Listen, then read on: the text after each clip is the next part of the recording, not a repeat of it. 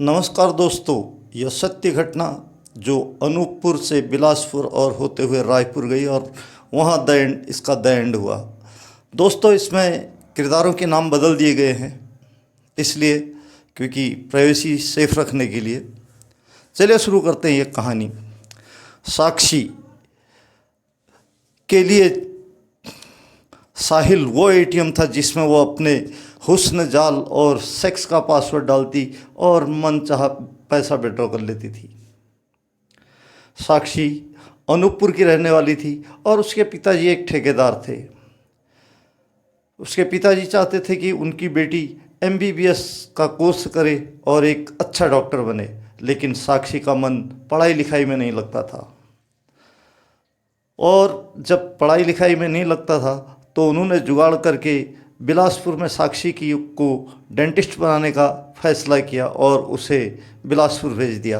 बिलासपुर जाने के बाद साक्षी ने प्यार का वो सिलेबस ऑनलाइन पूरा पढ़ लिया था जिसकी ज़रूरत नहीं थी, लेकिन वो डेंटिस्ट तो नहीं बन पाई। वो रात भर ऑनलाइन कई मर्दों के साथ चैटिंग में रहती थी और इन्हीं में था एक साहिल रायपुर में एक बिजनेसमैन था। और जब चैटिंग होते रही, फिर कुछ दिन के बाद जो साहिल था वो रायपुर से बिलासपुर आया। बिलासपुर आकर जब उसने साक्षी को देखा तो वो उसके गदराए बदन, उसके रूप यौवन में ऐसा लट्टू हुआ कि सब कुछ लुटाने को तैयार था। और साक्षी भी यही चाहती थी। धीरे धीरे कहानी आगे बढ़ी। फिर कुछ दिन के बाद साहिल जब बिलासपुर आता, वो एक महंगे होटल में ठहरते और अपनी जो ज्वार उनके अंदर काम वासना का था उसे शांत करते और फिर वो रायपुर चला जाता। ये एक सिलसिला चलता रहा। आखिरकार साक्षी ने साहिल से कहा कि मेरे लिए एक फ्लैट रायपुर में ख़रीद दो ताकि हमारे मिलने में कोई आपत्ति ना हो। और साहिल ने उसके लिए 50 लाख का फ्लैट खरीद के रायपुर में दे दिया दोस्तों। और यहीं से शुरू हुई साहिल की बर्बादी की कहानी। धीरे धीरे जो साक्षी थी उसका लालच बढ़ता गया और वो साहिल को लूटती गई। और जब उसको लगा कि अब साहिल कुछ कंगाल सा हो गया है तो उसने अपने रूप और यौन का जाल हरियाणा की तरफ फेंका और हरियाणा में जाकर उसने एक रिंकू नाम के व्यक्ति को फंसाया अपने रूप जाल में। और अब रिंकू, साहिल और साक्षी तीनों की प्रेम कहानी त्रिकोण में बध गई दोस्तों। और एक दिन जब रिंकू साक्षी से मिलने रायपुर आया सरप्राइज़ के लिए, तो वो सीधे उसके फ्लैट में गया। फ्लैट में जाकर सीधे उसके बेडरूम में पहुंचा तो उसकी आंखें फटी की फटी रह गई। वहाँ साक्षी और साहिल दोनों अपनी रासलीला में मशगूल थे।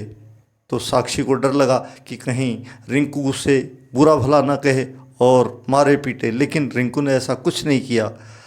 उसने जैसे ही साहिल गया तो साक्षी को अपनी बाहों में भर कर कहा कि अब इसे पूरी तरह लूटो, फिर हम लोग विदेश में जाकर वहीं शादी करेंगे और वहीं बस जाएंगे। ये बात साक्षी को भी भा गई।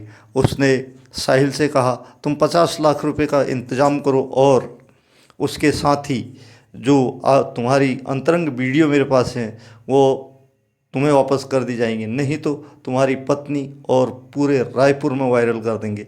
यह बात सुनकर साहिल के पैरों तले ज़मीन खिसक गई दोस्तों।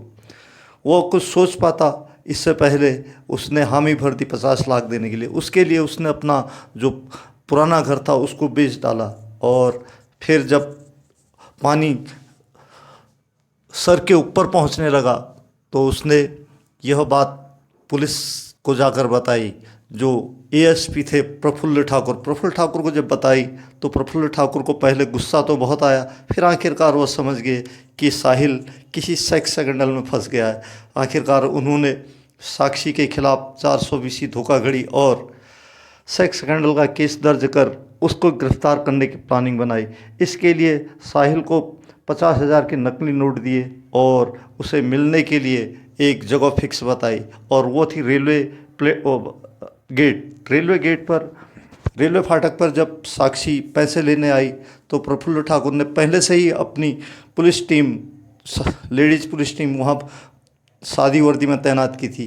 जैसे ही साक्षी को वो बैग पकड़ाया तो लेडीज़ पुलिस ने उसको धर दबोचा उसको पकड़कर जब थाने लाए तो थाने लाकर साक्षी पुलिस को भी बरगलाने लगी, लेकिन पुलिस के सवालों में ऐसी उलझी कि वो अपनी पूरी प्रेम कहानी भूल गई और आखिरकार उसने सच बोल दिया। और इसी के साथ साहिल ने उसके नाम के जो ट्रांजैक्शन किए थे वो पुलिस को दिए, और जो ज्वेलरी उसको गिफ्ट की थी उसकी रसीद पुलिस को दी, और घर के कागज़ पुलिस को दिए।